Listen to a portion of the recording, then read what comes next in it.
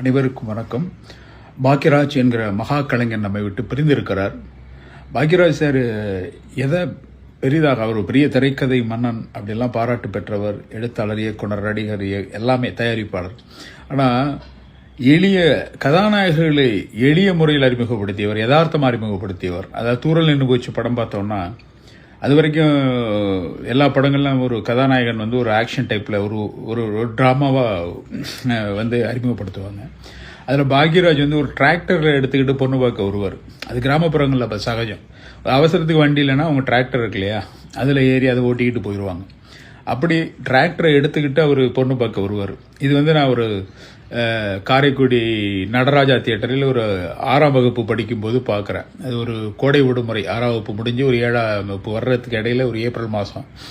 அப்பொழுது தான் நான் அந்த படத்தை காரைக்குடி நடராஜான அப்போ ஒரு தியேட்டர் இருந்தது. நான் தேவகோட்டை டிபிரிட்டோவில் படிச்சுட்டு இருந்ததுனால அந்த கோடை விடுமுறை சமயத்தில் அந்த படத்தை பார்த்துட்டு ஊருக்கு போகிறோம். அப்போது க்யூவில் நின்று தான் டிக்கெட் எடுக்கணும்.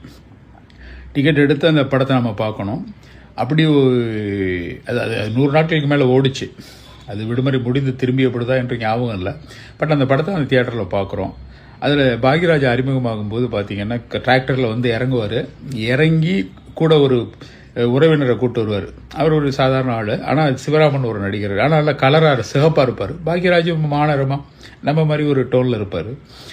அப்படி இருக்கும்போது பார்த்தீங்கன்னா எல்லோரும் மாப்பிள்ளையை பார்த்துட்டு சிரிச்சுட்டு போயிட்டுருப்பாங்க. அந்த நேரத்தில் பார்த்தீங்கன்னா ஒரு கிழவி பக்கத்தில் இருக்க சிவராமனை தான் மாப்பிள்ளை நினச்சிக்க, அப்போ அழகாக இருக்க, அம்சமாக இருக்க, ராஜா மாதிரி இருக்க அப்படின்னு சொல்லிட்டு இந்த சைடு உட்காந்து பாக்யராஜை பார்த்துட்டு யாருவன் பார்க்குறது திருட மாதிரி இருக்கான், முழிக்கிறான், திருட மாதிரி இருக்கான், இதில் கழுத்தில் மப்ளர் வேறு அப்படின்னு ஒரு ஹீரோவை மிக கேவலமாக டேமேஜ் பண்ணுற மாதிரி அவர் எழுதியிருக்கிறதுக்கு காரணம், அந்த இடத்துல நான் உங்களை மாதிரி ஒரு எளிய மனுஷன் தான், நானும் ஒரு பொண்ணு பார்க்க வந்திருக்கிறேன், எனக்கும் ஒரு காதல் இருக்குன்னு காட்டுறது மாதிரியான ஒரு விஷயம் பண்ணும்போது கைதட்டல் எழுந்தது. அந்த இடத்துல அந்த திரைக்கதை அந்த நேரத்தில் அந்த டைப்பில் பாக்யராஜா அறிமுகப்படுத்துகிறார். இயக்கம், திரைக்கதை இயக்கம் பாக்யராஜ்னு போடுவார். அவருடைய எல்லா படங்களையும் கடைசி வரைக்கும் அதுதான் பண்ணுவார். சண்டைக்கு போகிறப்ப கூட ஒரு மற்ற ஹீரோட டக்குன்னு அடித்து தூக்குவாங்க. இவர் வாட்சை கழட்டி வச்சுட்டு கண்ணாடியை கழட்டி வச்சுட்டு, ஏன்னா கண்ணாடி உடஞ்சிரும், வாட்ச் உடஞ்சிடக்கூடாது, ஒரு மிடில் கிளாஸ் ஆக்ஷனில் இறங்குவார் அவர். அந்த மாதிரி ஒரு சிந்தனையோட பெரும்பாலும் அவருடைய படங்களில் நகைச்சுவை இழையோடும், ஆனால் ஒரு ஆழமான கருத்து இருக்கும். ஸோ பாக்யராஜுடைய படங்கள் அந்த நாட்களாக இருக்கட்டும், சுவரில்லாத சித்திரங்களாக இருக்கட்டும், அவர் நடித்தது புதிய வார்ப்புகள், அது மாதிரி அதுக்கப்புறம் வந்த எல்லா படங்களுமே பாக்யராஜ் படங்கள் எல்லாமே அவருடைய முந்தானி முடிச்ச வரைக்குமே ஒரு மௌன கீதங்கள் எக்ஸ்பெஷலி ஒரு அற்புதமான படம். எப்படி நம்ம ஒரு பக்கம் ரஜினி கமலை பார்த்து வளர்றோமோ அது மாதிரி பாக்யராஜை தனித்துவமாக பார்த்து வளர்ந்தவர்கள் நாங்கள்லாம்.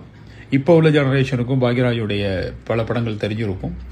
அவருடைய இழப்புங்கிறது சினிமாவிற்கு மிகப்பெரிய இழப்பு. தமிழ் சினிமாவை அவருடைய பங்களிப்பால் ஒரு நல்ல நிலையில், சிறப்பான நிலையில் பாக்யராஜ் வைத்திருந்தார். அதற்கெல்லாம் நாம் அவருக்கு நன்றி கூறும் தருணம் இது. அவருடைய ஆன்மா சாந்தி அடையணும், இறைவனை பிரார்த்திக்கிறேன். நன்றி.